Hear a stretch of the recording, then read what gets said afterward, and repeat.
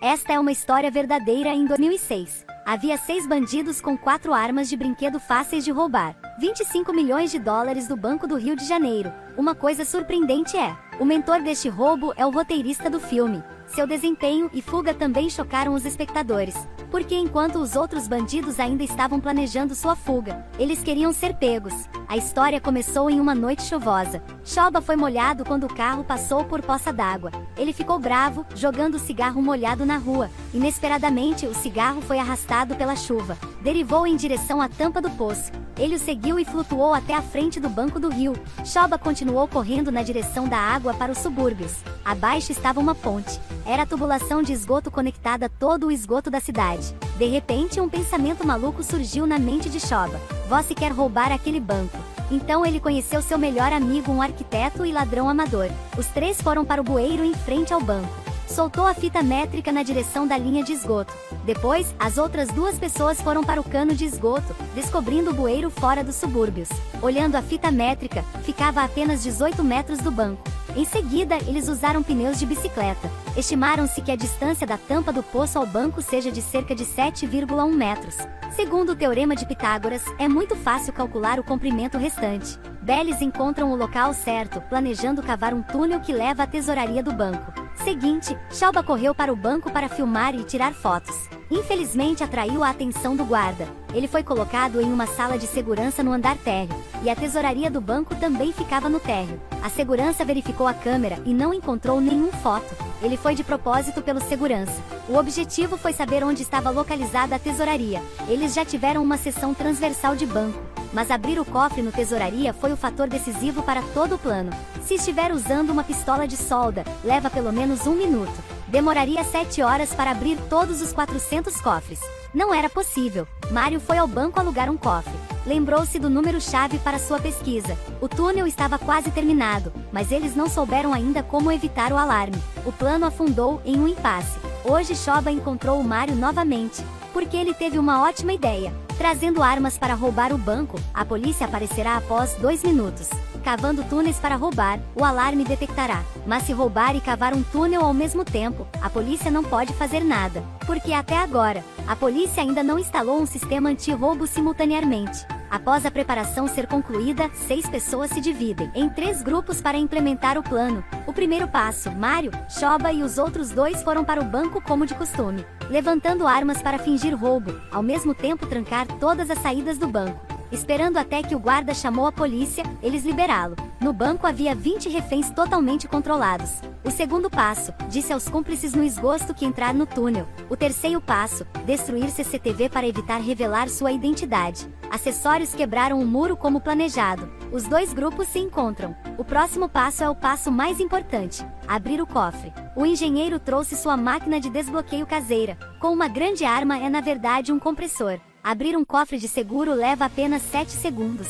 Em seguida, eles começaram a abrir os cofres um por um. Ao mesmo tempo, a polícia cercou o banco.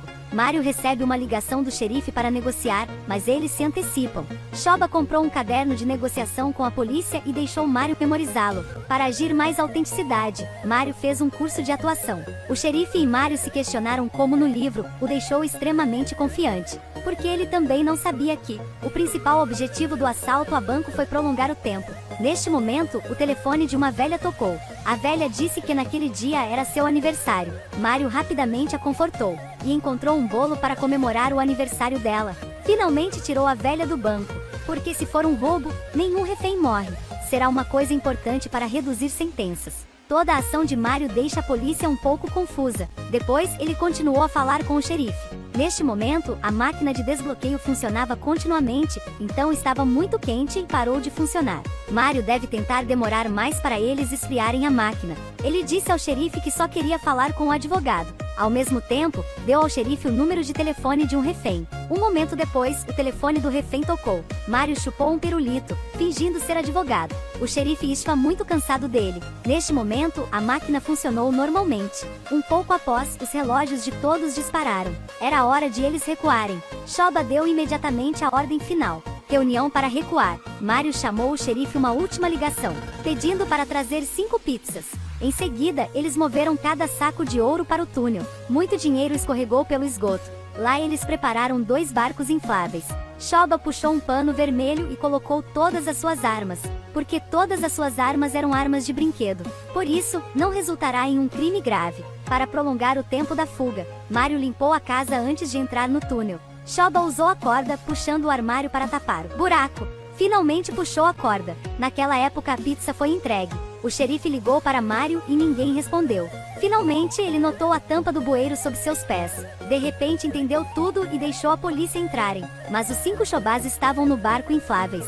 O xerife abriu a caixa que cobria o buraco, mas havia uma granada. Colegas relataram que as armas dos bandidos eram revólveres de brinquedo. Então a granada era definitivamente falsa. Ele rapidamente entrou no túnel e pediu a alguém para bloquear no bueiro. Mas o grupo de Shoba escolheu um caminho diferente. Eles escolhem um bueiro na cidade. Havia uma pessoa estacionada no bueiro para ajudá-los com antecedência. Removeu a tampa do bueiro, as pessoas, por sua vez, se levantam. Neste momento, a sirene da polícia bem alto, o coração de 6 pessoas batendo forte. As sirenes ficaram cada vez mais perto, um carro da polícia buzinou passando. No outro lado, o xerife finalmente alcançou a saída, mas nada aconteceu. Na cena seguinte, o grupo de bandidos olhou para a pilha de dinheiro, batendo palmas alegremente. Eles dividem o dinheiro juntos e aproveitam. Se o filme acabar por aqui, não é um roubo do século. Um tempo depois, um bandido de repente quis deixar sua esposa. A esposa zangada foi à delegacia para denunciar o marido. Logo depois, todos os 6 bandidos foram presos.